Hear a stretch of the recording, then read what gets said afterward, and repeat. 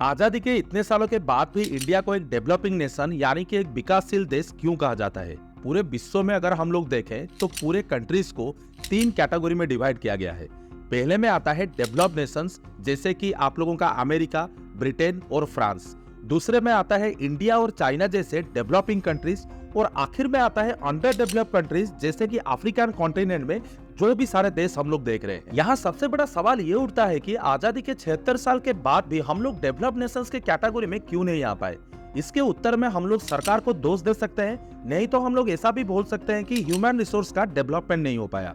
लेकिन एक चीज के बारे में हम लोग बात करना भूल जाते हैं, जो है इंडस्ट्रियल रिवॉल्यूशन। दोस्तों, ये इंडस्ट्रियल रिवॉल्यूशन ना कि वेस्टर्न साइड को आगे लेने में मदद किया, बल्कि उन लोगों को एक नई दुनिया से परिचित भी कराया। क्या है ये इंडस्ट्रियल रिवॉल्यूशन जिसने ईस्टर्न और वेस्टर्न दुनिया में इतना बड़ा अंतर पैदा कर दिया? आइए जानते हैं आज के इस वीडियो में, लेकिन उससे पहले हमारे चैनल को जरूर सब्सक्राइब करिए। दोस्तों, हम लोग इंडस्ट्रियल रिवॉल्यूशन को 4 हिस्सों में समझने की कोशिश करेंगे। पहले ये रिवॉल्यूशन कहाँ शुरू हुआ, क्यों शुरू हुआ, कैसे शुरू हुआ और इसका इम्पैक्ट पूरे विश्व में क्या था। इंडस्ट्रियल रिवॉल्यूशन इंग्लैंड में हुई थी, लेकिन आज भी हमारे पास इसका कोई एग्जैक्ट टाइमलाइन नहीं है, क्योंकि हिस्टोरियंस के लिए यह आज भी एक रहस्य है। आमतौर पर इंडस्ट्रियल रिवॉल्यूशन को 1740 से लेके 1850 के आसपास माना जाता है। तो यहाँ पे दोस्तों सबसे बड़ा सवाल ये उठता है कि इसका शुरुआत इंग्लैंड में ही क्यों हुई। कहानी की शुरुआत होती है एक समय में जब पूरे यूरोप में चर्च का डोमिनेंस था और यूरोप में एक काला युग छाया हुआ था। लेकिन दोस्तों, इंग्लैंड के लोगों ने नई चीजों में दिलचस्पी दिखाई और वो लोग इंडस्ट्रीज यानी उद्योगों में रुचि दिखाने लगे। यहाँ हमारे कहानी के प्रमुख पात्र हैं इंग्लैंड के सोचने वाले और उद्यमी लोग, जो लोग न केवल समय के विपरीत जाके नए चीजों को खोजा, बल्कि एनलाइटनमेंट की ऊंचाई तक भी पहुंचे। जैसे कि दोस्तों आप जानते हैं, इंग्लैंड की ज्योग्राफिकल बाउंड्री और क्लाइमेट इसे बहुत अनुकूल बनाया। इसकी समुद्र से जुड़ी हुई सीमाओं ने नई राहों की खोज के लिए दिशा भी दिखाया। गल्फ स्ट्रीम जैसे वार्म ओशन करंट के कारण इसका समुद्री तटरेखा कभी बर्फ से जमा नहीं रहता था, और इसका क्लाइमेट अच्छे होने के वजह से लोगों ने नए नए डिस्कवरी के बारे में सोचने लगे। लेकिन जरा एक बार सोचिए, अगर क्लाइमेट अफ्रीका जैसे होती तो यहाँ पे ह्यूमिडिटी भी ज्यादा होती और महामारी भी फैलती। तो आप ये कह सकते हैं कि भगवान इंग्लैंड में इंडस्ट्रियल रिवॉल्यूशन लाने के लिए पूरे कायनात को एक कर दिया था। इंग्लैंड में दोस्तों लोहा और कोयला भारी मात्रा में पाया गया, जो कि इस इंडस्ट्रियल रिवॉल्यूशन को आगे बढ़ने में मदद की। लेकिन इंग्लैंड के पास इतना कच्चा माल आया कहां से? दोस्तों, 1757 की प्लासी की लड़ाई और 1764 की बक्सर की लड़ाई के बाद इंग्लैंड ने हमसे ही कच्चा माल खरीदना शुरू कर दिया था। और आश्चर्य की बात यह है कि हमसे कच्चा माल खरीद के ब्रिटेन ने हमें ही उसे ऊंचे दामों में बेचना शुरू कर दिया, जिसको इंडियन हिस्ट्री में ड्रेन ऑफ वेल्थ थ्योरी के नाम से जाना जाता है। इंग्लैंड में फॉरेन ट्रेड से अधिक लाभ कमाने के लिए उस वक्त पूंजीवादी सिस्टम और बैंकिंग सिस्टम का डेवलप ऑलरेडी हो चुका था। बैंक ऑफ इंग्लैंड के नेतृत्व से इंग्लैंड का बैंकिंग व्यवस्था पैसा को संचय और विनियोग करना भी संभव बनाया।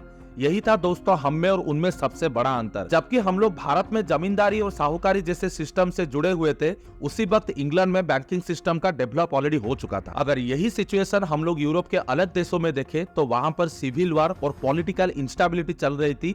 यही कारण था कि लोग इंडस्ट्रियल रिवॉल्यूशन पर अधिक ध्यान नहीं दे रहे। इंग्लैंड के बाद फ्रांस और जर्मनी में भी इंडस्ट्रियल रिवॉल्यूशन आया, जिसके चलते उन देशों ने भी मार्केट का तलाश करना शुरू कर दिया। इन सारे चीजों से एक नया कॉन्सेप्ट पिक्चर में आया, जिसे हम कॉलोनियलिज्म के नाम से जानते हैं, और इसी के बदौलत हमें दो विश्व युद्ध का सामना करना पड़ा। और दोस्तों, इस युद्ध में कौन हारा कौन जीता ये अलग बात है, लेकिन 3 करोड़ से भी ज्यादा लोग मारे गए। इंडस्ट्रियल रिवॉल्यूशन का सेकेंड कॉन्सिक्वेंस ये था कि वर्कर्स बहुत पावरफुल हो उठे, क्योंकि इससे पहले वर्कर सोसाइटी इतना स्ट्रॉन्ग नहीं था। इससे पहले दोस्तों प्रोडक्शन भी इतना नहीं हो रहा था, और चर्च के डोमिनेंस के वजह से साइंस में इतना डेवलपमेंट भी नहीं हुआ था। सोसाइटी में दोस्तों कल्चरल चेंजेस देखने के लिए मिला, और लोगों ने ये एहसास किया कि हम कड़ी मेहनत करके पूरी दुनिया को हमारी मुट्ठी में कर सकते हैं। इसके चलते हम लोगों ने नेचर को इतना एक्सप्लॉइट किया कि आज हमारा पूरा का पूरा एनवायरनमेंट बर्बाद हो चुका है। अगर हम लोग इकोनॉमिक डेवलपमेंट के ऊपर नजर डालें तो अर्बनाइजेशन बढ़ने लगा और पूरे यूरोप में बैंकिंग सिस्टम एस्टेब्लिश हुआ। इतना ही नहीं, इनकम इनइक्वालिटी के चलते अमीर और अमीर होते गए, गरीब और गरीब होते गए। यहाँ से फ्री ट्रेड का कॉन्सेप्ट आग की तरह फैला, जिसमें बड़े बड़े European countries like France, Britain, Russia, Germany सबने भाग लिया, और सबने चाहा कि पूरे विश्व पर राज करेंगे। दोस्तों, यही सारे कारण थे जिसके वजह से आज इंडिया यूरोपियन कंट्रीज से इतना पीछे छूट गया, क्योंकि जब इंडिया इंडिपेंडेंस पा रहा था उस वक्त यूरोप हमसे 100 साल आगे निकल चुका था। और पूंजीवादी और बैंकिंग सिस्टम ऑलरेडी यूरोप में आ चुका था। दोस्तों, मैं ये आशा करता हूँ आज की इस वीडियो से आपको जरूर पता लगा होगा कि इंडस्ट्रियल रिवॉल्यूशन क्यों इंग्लैंड में शुरू हुआ और क्यों इंडिया आज यूरोपियन कंट्रीज से इतना पीछे छूट गया। अगर इस वीडियो से आपको कुछ भी सीखने के लिए मिला तो अपने दोस्तों से इस वीडियो को जरूर शेयर करिए और हमारे कमेंट सेक्शन में अपना राय जरूर दीजिए। मिलते हैं आगे और एक वीडियो में। जय हिंद।